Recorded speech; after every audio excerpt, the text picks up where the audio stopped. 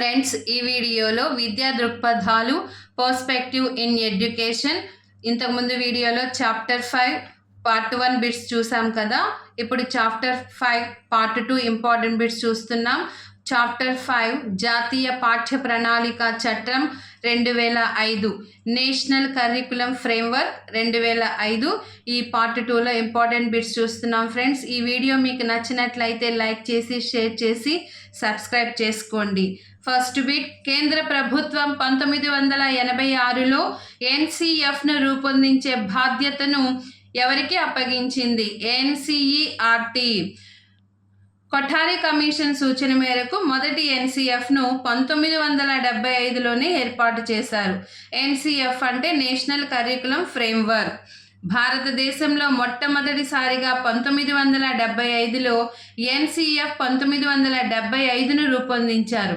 కేంద్ర ప్రభుత్వం 1986వ సంవత్సరంలో ఎన్సిఎఫ్ను రూపొందించే బాధ్యతను ఎన్సిఈఆర్టీకి అప్పగించింది. ఎన్సిఈఆర్టీ అంటే national council of educational research and training.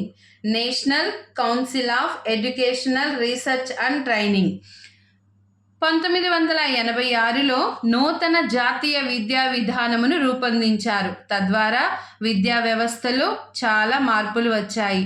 దేశ విద్యా వ్యవస్థలో ఉన్న ప్రధానమైన లోపాలను సవరించడానికి ఎన్సిఎఫ్ 1988ని రూపొందించారు. ఎన్సిఎఫ్ 1988 పిల్లలకు అపారమైన జ్ఞానాన్ని అందించాలి అన్న ఆకాంక్షతో పాఠ్య పుస్తకాల పరిధిని మరియు పరీక్షల భారాన్ని గణనీయంగా పెంచేసింది. తద్వారా దేశంలో అక్షరాస్యత రేటు పడిపోయింది మరియు పాఠశాలల్లో విద్యార్థుల నమోదు కూడా తగ్గిపోయింది.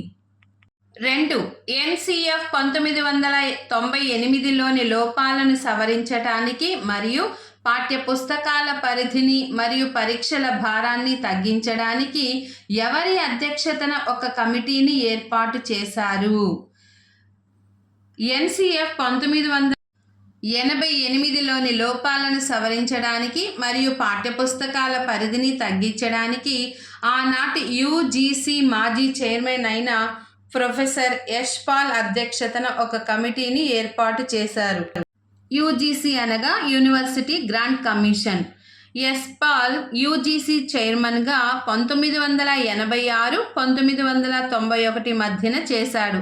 1992వ సంవత్సరంలో యశ్పాల్ కమిటీ అనేక పాఠశాలలను తరువాత భారరహిత అభ్యసనం అనే పేరుతో 1993లో తన నివేదికను సమర్పించాడు. ప్రొఫెసర్ యశ్పాల్ గారు రూపొందించిన భారరహిత విద్య, లెర్నింగ్ వితౌట్ బర్డెన్.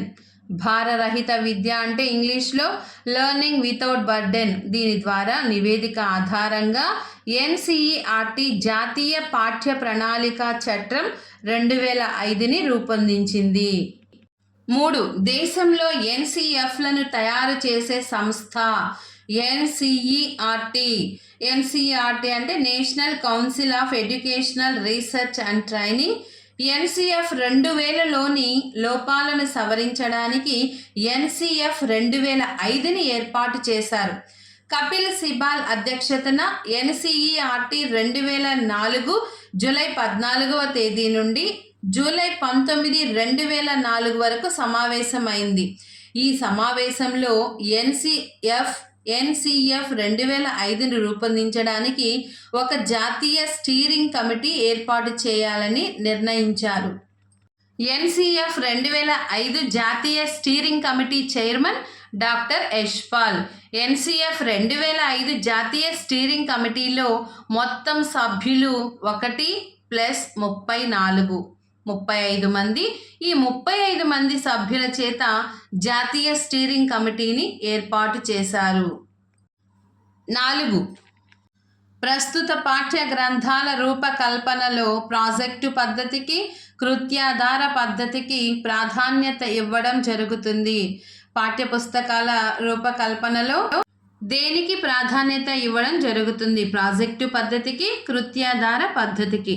శిశువులో జ్ఞాన నిర్మాణం అనేది తన చుట్టూ ఉన్న స్థానిక పరిసరాలతో పరస్పర ప్రతిచర్యలు జరపడం ద్వారా జరుగుతుంది శిశువులో జ్ఞాన నిర్మాణం.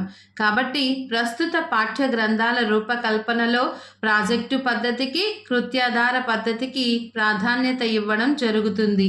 5. ఎన్సిఎఫ్ 2005 రచించడానికి ఆధారమైన గ్రంథం సివిలైజేషన్ అండ్ ప్రోగ్రెస్. ఎన్సిఎఫ్ 2005ను రచించడానికి ఆధారమైన గ్రంథం civilisation and progress. 6. Civilisation and progress గ్రంథ రచయిత విశ్వకవి Rabindranath Tagore. Civilisation and progress గ్రంథ రచయిత విశ్వకవి రవీంద్రనాథ్ ఠాగూర్. ఎన్సిఎఫ్ 2005 విశ్వకవి రవీంద్రనాథ్ ఠాగూర్ రచించిన సివిలైజేషన్ అండ్ ప్రోగ్రెస్ గ్రంథంలోని సృజనాత్మకత శక్తి, సహజమైన ఆనందం బాల్యానికి కీలకం అనే వాక్యంతో ప్రారంభమవుతుంది. ఎన్సిఎఫ్ 2005 నేటి విద్యా విధానం చదువుకున్న మూర్ఖుణ్ణి తయారు చేస్తుంది అని ఒక తల్లి అన్న మాటతో ముగుస్తుంది. 7. గణిత శాస్త్రానికి ఆభరణాలు ఖచ్చితత్వం, వేగం, స్పష్టత. గణిత శాస్త్రానికి ఆభరణాలు ఖచ్చితత్వం, వేగం, స్పష్టత. గణితం ఎక్కువగా సూత్రాలకు, పద్ధతులకు ప్రాధాన్యత ఇస్తుంది. గణితం అంటే ఇంగ్లీష్లో మ్యాథమెటిక్స్. గణితం విద్యార్థులలో తార్కిక, అమూర్త, వివేచన ఆలోచనలను పెంపొందించాలి. ఖచ్చితత్వం, వేగం, స్పష్టత అనేవి గణితానికి ఆభరణాల వంటివి. ప్రాథమిక పాఠశాలల్లో గణితాన్ని క్రీడా పద్ధతి మరియు మూర్త భావనల ఆధారంగా బోధించాలి. విద్యార్థులలో గణిత భయాన్ని తొలగించాలి. గణితంలో ఫలితం కంటే గణిత సూత్రాలకు ప్రాధాన్యత ఇవ్వాలి. 8. భారతదేశంలో త్రిభాషా ముఖ్య ఉద్దేశం బహుభాషావాదం. భారతదేశంలో త్రిభాషా ముఖ్య ఉద్దేశం బహుభాషావాదం. ఇండియాలో త్రిభాషా ముఖ్య ఉద్దేశం ఏంటంటే బహుభాషావాదం. భారతదేశంలో త్రిభాషా సూత్రం అమలు చేయబడుతుంది అనగా ప్రతి విద్యార్థి తప్పనిసరిగా 3 భాషలను నేర్చుకోవాలి. అవేంటంటే మాతృభాష, ప్రాంతీయ భాష ఏదైతే అది మాతృభాష. రెండవది జాతీయ భాష హిందీ. జాతీయ భాష హిందీ, మాతృభాష తెలుగు. రెండవది జాతీయ భాష హిందీ. మూడవది అంతర్జాతీయ భాష. అంతర్జాతీయ భాష ఆంగ్లము. ఈ మూడింటిని తప్పనిసరిగా ప్రతి విద్యార్థి నేర్చుకోవాలి. ఇదే త్రిభాషా సూత్రము. 9. 1937లో గాంధీజీ నేతృత్వంలో జరిగిన సమావేశంలో ఏ విద్యా విధానాన్ని ప్రతిపాదించాడు? బేసిక్ విద్యా విధానం. 10. కళా విద్యలో ప్రధాన అంశాలు ఎన్ని? 4. కళా విద్యలో ప్రధాన అంశాలు 4. అవి సంగీతం, నాట్యం, చిత్రకళ, ఆర్ట్స్. సంగీతం, నాట్యం, చిత్రకళ, ఆర్ట్స్ ఇవన్నీ కూడా ప్రధాన అంశాలు. కళా విద్య అనేది ఒక సాధనం కాను, ఒక సబ్జెక్ట్ గాను ప్రతి పాఠశాలలో తప్పనిసరిగా 1వ తరగతి నుండి 10వ తరగతి వరకు అమలు చేయాలి. ఇది తప్పనిసరి అంశము అని. రెండవది, విద్యార్థులలో కళా విద్య వలన కళాత్మక నైపుణ్యాలు అభివృద్ధి చెందుతాయి. విద్యార్థుల్లో కళా విద్య వలన కళాత్మక నైపుణ్యాలు అభివృద్ధి చెందుతాయి. కళా విద్యలో 4 ప్రధాన అంశాలు. అవి సంగీతం, నాట్యం, చిత్రకళ, ఆర్ట్స్. ఇలాంటి అంశాలు పాఠశాల విద్యలో ప్రవేశపెట్టాలి. ఇందులో థియేటర్ ఆర్ట్స్, ఆర్ట్స్ అంటే థియేటర్ ఆర్ట్స్, ఇవి చాలా ముఖ్యమైనది. కళా విద్యలో బోధించడం కన్నా నేర్చుకోవడానికే ప్రాధాన్యత ఉండాలి. కళా విద్యలో హస్తకళకు ప్రాధాన్యత ఇవ్వాలి. కళా విద్య అనేది జాతికి ప్రత్యేక స్థానంలో గుర్తింపు ఇవ్వడానికి ఉపయోగపడుతుంది. కళా విద్యను ఇంగ్లీష్లో ఆర్ట్ ఎడ్యుకేషన్. తప్పనిసరిగా ఇది ప్రతి పాఠశాలలో ఒక సబ్జెక్టుగా, ఒక తప్పనిసరి అంశంగా అమలు చేయాలి. 11. అంతర్జాతీయ యోగా దినం జూన్ 21. యోగా విద్యను ప్రాథమిక స్థాయిలో అనియతంగా బోధించాలి. ఆసనాలు, ధ్యానం వంటి వాటిని 6వ తరగతి నుండి నియతంగా బోధించాలి.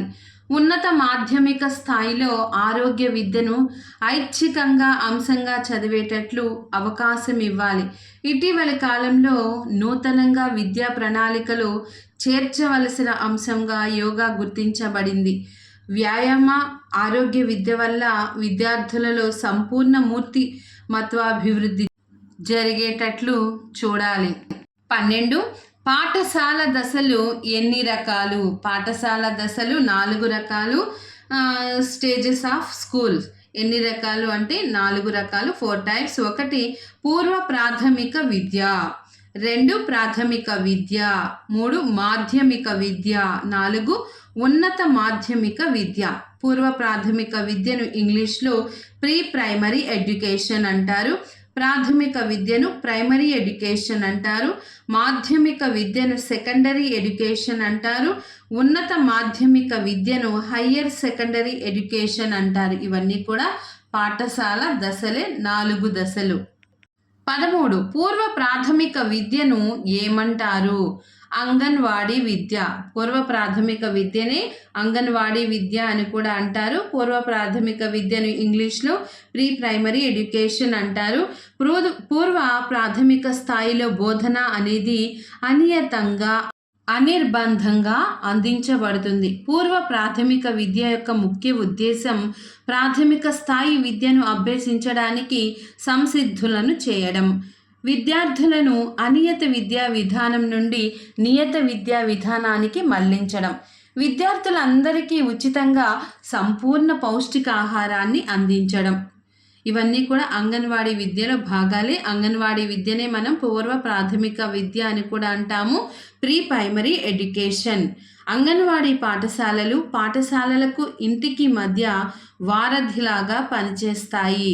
పూర్వ ప్రాథమిక స్థాయిలో రోజుకు కనీసం 3 గంటలు తప్పకుండా బోధన చెయ్యాలి. అంగన్వాడీ విద్యకు చెందిన పాఠశాలలు అంగన్వాడీ పాఠశాలలు, నర్సరీ పాఠశాలలు, మాంటిసోరీ పాఠశాలలు, కిండర్ గార్డెన్ పాఠశాలలు, ప్లే స్కూల్స్, ప్రీ స్కూల్స్ ఇవన్నీ కూడా అంగన్వాడీ ప్రాథమిక విద్యకు చెందిన పాఠశాలలే. 14. ప్రధానోపాధ్యాయుడు ఓడకు కెప్టెన్ లాంటివాడు అని అన్నది ఎవరు? రైబర్న్. ప్రధానోపాధ్యాయుడు ఓడకు కెప్టెన్ లాంటివాడు అని అన్నది రైబర్న్. 15. ఎన్సిఎఫ్ 2005 సమర్థించిన అభ్యసన సిద్ధాంతం నిర్మాణాత్మక వాదం. 16. ఎన్సిఎఫ్ 2005 నివేదికను సిఏబిఈకి సమర్పించిన తేదీ జూలై 2, 2005. ఎన్సిఎఫ్ 2005 నివేదికను సిఏబిఈకి సమర్పించిన తేదీ జూలై 2, 2005. జూలై 2, 2005. ఎన్సిఎఫ్ 2005 జాతీయ స్టీరింగ్ కమిటీకి అనుబంధంగా సహకరించడానికి 21 ఫోకస్ గ్రూపులను ఏర్పాటు చేశారు. జాతీయ స్టీరింగ్ కమిటీ దేశంలో దాదాపు 10,000 పాఠశాలలు, విద్యావంతులు, మేధావులు, తల్లిదండ్రులు, విద్యార్థులు మరియు స్వచ్ఛంద విద్యా సంస్థలను సందర్శించి వారి యొక్క సలహాలను, సూచనలను స్వీకరించి ఎన్సిఎఫ్ 2005ని రూపొందించారు. జాతీయ పాఠ్య ప్రణాళిక చట్టం ఎలా రూపొందింది అంటే ఒక కమిటీ ఏర్పాటు చేశారు కదా, జాతీయ స్టీరింగ్ కమిటీ ఆ చైర్మన్ డాక్టర్ యశ్పాల్. దీనికి అనుబంధంగా సహకరించడానికి 21 ఫోకస్ గ్రూపులను ఏర్పాటు చేశారు. ఈ కమిటీ దేశంలో దాదాపుగా 10,000 పాఠశాలల్ని, విద్యావంతుల్ని, మేధావుల్ని, తల్లిదండ్రుల్ని, విద్యార్థుల్ని మరియు స్వచ్ఛంద విద్యా సంస్థల్ని అందరి దగ్గరికి వెళ్ళి వాళ్ళని సందర్శించి వారి యొక్క సలహాలను, వారి యొక్క సూచనలను స్వీకరించి ఎన్సిఎఫ్ 2005ని రూపొందించారు. ఎన్సిఎఫ్ 2005 నివేదికను ఎన్సిఈఆర్టీ సిఏబిఈకి సమర్పించిన తేదీ జూలై 2, 2005. 17. ఎన్సిఎఫ్ 2005 అధ్యాయాలు ఎన్ని? 5. ఎన్సిఎఫ్ 2005 అధ్యాయాలు 5. 1 ఆ అధ్యాయాలు ఏంటి అంటే 1 దృక్పథం, 2 అభ్యసనం జ్ఞానం, 3 పాఠ్యాంశాలు పాఠశాల దశలు మూల్యాంకనం, 4 పాఠశాల తరగతి గది వాతావరణం, 5 సంస్థాగత సంస్కరణలు. 18. ఎన్సిఎఫ్ 2005 ప్రకారం శిశువు సహజ సిద్ధ అభ్యాసకుడు. ఎన్సిఎఫ్ 2005 ప్రకారం శిశువు సహజ సిద్ధ అభ్యాసకుడు. ఎన్సిఎఫ్ 2005 ముఖ్య ఉద్దేశం జ్ఞాన నిర్మాణం. శిశువు యొక్క జ్ఞాన నిర్మాణాన్ని ప్రోత్సహించే వాదం నిర్మాణాత్మక వాదం. ఎన్సిఎఫ్ 2005 శిశువు తన స్వీయ కార్యకలాపాలు అనుభవాల ద్వారా నిరంతరం తన చుట్టూ ఉండే పరిసరాలతో ప్రతిచర్యలు జరపడం వల్ల శిశువు జ్ఞానాన్ని పొందుతాడు. విద్యార్థులు స్వయంగా జ్ఞానాన్ని నిర్మించుకునే క్రమంలో, స్వయంగా జ్ఞానాన్ని సంపాదించుకునే క్రమంలో ఉపాధ్యాయుడు కూడా క్రియాశీల భాగస్వామ్యాన్ని వహించాలి. విద్యార్థులలో స్వేచ్ఛా భావ ప్రకటనలకు అవకాశం ఇవ్వాలి. పాఠశాలల్లో బోధించే సబ్జెక్టులు పరస్పర ఆధారంతో ఉండాలి. విద్యార్థులు పాఠశాల పరిధిని దాటి నేర్చుకునేందుకు అవకాశం కల్పించాలి. అభ్యసించిన అంశాలు నిజ జీవితానికి అనుసంధానం చేసుకోవాలి. 19 మాధ్యమిక విద్య సెకండరీ ఎడ్యుకేషన్లో బోధన ఎలా జరుగుతుంది? నియతంగా మరియు నిర్బంధంగా. మాధ్యమిక విద్యలో బోధన ఎలా జరుగుతుంది? నియతంగా, నిర్బంధంగా. మాధ్యమిక విద్యలో బోధన మూర్త అమూర్త భావనల ఆధారంగా జరుగుతుంది. మాధ్యమిక విద్యలో బోధనా సమయము 6 గంటలకు తగ్గకుండా చూసుకోవాలి. మాధ్యమిక స్థాయిలో విద్యార్థులకు విజ్ఞానాన్ని విస్తృతంగా అందించడం జరుగుతుంది. మాధ్యమిక స్థాయి విద్యార్థులలోని ఆలోచనలు తార్కికంగా ఉంటాయి. మాధ్యమిక స్థాయి విద్యార్థుల్లోని ఆలోచనలు తార్కికంగా ఉంటాయి. మాధ్యమిక స్థాయిలోని చాలామంది పిల్లలు పాఠశాలలు మానివేసి ఉత్పాదక రంగంలోనికి వెళ్తారు. మాధ్యమిక స్థాయిలో బోధించే పాఠ్యాంశాలు తెలుగు, ఆంగ్లము, హిందీ, గణితము, సైన్సు, సాంఘిక శాస్త్రం. 8వ తరగతి నుండి సామాన్య శాస్త్రాన్ని 2 భాగాలుగా బోధించారు. న్యాచురల్ సైన్స్ అంటే జీవశాస్త్రం, ఫిజికల్ సైన్స్ అంటే భౌతిక రసాయన శాస్త్రం. 20 ప్రాథమిక స్థాయిలో పాఠ్యాంశాలను ఏ పద్ధతి ద్వారా బోధిస్తారు? ప్రాథమిక స్థాయిలో పాఠ్యాంశాలను క్రీడా పద్ధతి ద్వారా మూర్త భావనల ఆధారంగా బోధిస్తారు. ప్రాథమిక విద్యను ప్రైమరీ ఎడ్యుకేషన్ అంటారు. ప్రాథమిక విద్యను నియత పద్ధతిలో నిర్బంధంగా బోధిస్తారు. ప్రాథమిక స్థాయి అనేది విద్యార్థి దశలో చాలా కీలకమైనది. ఎందుకనగా జ్ఞాన నిర్మాణం జరగడం ప్రారంభమవుతుంది ఈ ప్రాథమిక విద్యా దశలోనే. ప్రాథమిక స్థాయిలోనే సంపూర్ణ మూర్తిమత్వ వికాసం జరగడం ప్రారంభమవుతుంది. ప్రాథమిక స్థాయిలో విద్యార్థుల్లో భాషా వికాసం బాగా జరుగుతుంది. ప్రాథమిక విద్యలో బోధించే అంశాలు భాషలైతే తెలుగు, ఆంగ్లము, సాధారణ అంశాలైతే గణితము, పరిసరాల విజ్ఞానము. ప్రాథమిక స్థాయిలో బోధనా సమయం 6 గంటలు తగ్గకుండా బోధించాలి. 21 ఉన్నత మాధ్యమిక స్థాయిలోని విద్యార్థులలో ఏది ఎక్కువగా ఉంటుంది? ఏ జ్ఞానం ఎక్కువగా ఉంటుంది? అమూర్త జ్ఞానం. ఉన్నత మాధ్యమిక స్థాయిలోని విద్యార్థులలో అమూర్త జ్ఞానం ఎక్కువగా ఉంటుంది. Higher secondary education. ఉన్నత మాధ్యమిక స్థాయి అంటే హయ్యర్ సెకండరీ ఎడ్యుకేషన్. ఉన్నత మాధ్యమిక స్థాయిలో బోధన అనేది నియత పద్ధతిలో సాగుతుంది మరియు అనిర్బంధంగా సాగుతుంది. ఉన్నత మాధ్యమిక దశలో బోధన అమూర్త భావనల ఆధారంగా సాగుతుంది. ఉన్నత మాధ్యమిక స్థాయిలోని విద్యార్థులలో అమూర్త జ్ఞానం ఎక్కువగా ఉంటుంది.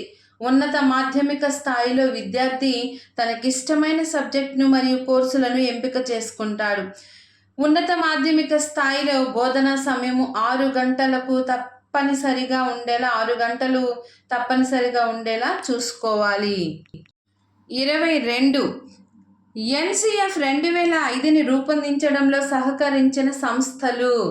ఎస్సిఈఆర్టీ, తర్వాత DIET DIET. SCERT, DIET diet.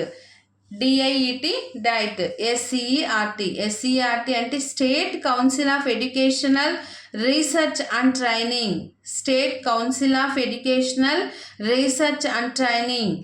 Diet, DIET district institute of educational and training.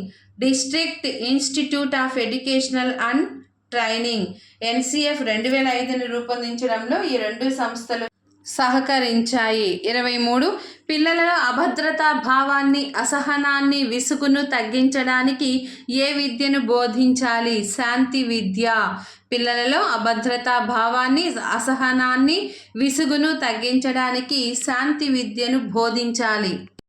పిల్లల్లో శాంతి విద్యను అన్ని స్థాయిల్లో పెంపొందించేటట్లు ఉపాధ్యాయుడు చైతన్యపరచాలి. శాంతి విద్య అంటే పీస్ ఎడ్యుకేషన్. శాంతి విద్యను ఉపాధ్యాయ విద్యలో ప్రవేశపెట్టాలి. పిల్లల అభద్రతా భావాన్ని, అసహనాన్ని, విసుగును తగ్గించడానికి ఈ శాంతి విద్యను బోధించాలి. 5 సంవత్సరాల పిల్లల కోసం మెలకువగా చెప్పాలి. 7 సంవత్సరాల పిల్లలతో అనుభవాలు పంచుకోవాలి. 12 సంవత్సరాల పిల్లలతో శాంతి ప్రవర్తనగా ఉండాలి. NCF 2005 విలువల విద్యకు చాలా ప్రాధాన్యత ఉంది. 24 బోధనాభ్యసన ప్రక్రియలో అత్యంత ప్రాముఖ్యమైన రంగాలు 3. అవి జ్ఞానాత్మక రంగం, భావావేశ రంగం, మానసిక చలనాత్మక రంగం. బోధనాభ్యసన ప్రక్రియలో అత్యంత ప్రాముఖ్యమైన 3 రంగాలు జ్ఞానాత్మక రంగం, భావావేశ రంగం, మానసిక చలనాత్మక రంగం. ఇవన్నీ ఈ 3 కూడా అత్యంత ప్రాముఖ్యమైనవి. మన ప్రవర్తన అభివృద్ధిలో యోచన, సంవేదన, కృత్యం అనే 3 ముఖ్యమైన అంశాలు విద్యార్థుల సంపూర్ణ మూర్తిమత్వాన్ని అభివృద్ధి పరచడం పాఠశాల విధి. 25వ బిట్టు భారం లేని విద్య నివేదికలోని లోతైన అంశాల్ని విస్తారంగా ప్రస్తావించిన డాక్యుమెంటు NCF 2005. భారం లేని విద్య నివేదికలోని లోతైన అంశాల్ని విస్తారంగా ప్రస్తావించిన డాక్యుమెంటు NCF 2005. NCF అంటే నేషనల్ కరికులం ఫ్రేమ్వర్క్ 2005.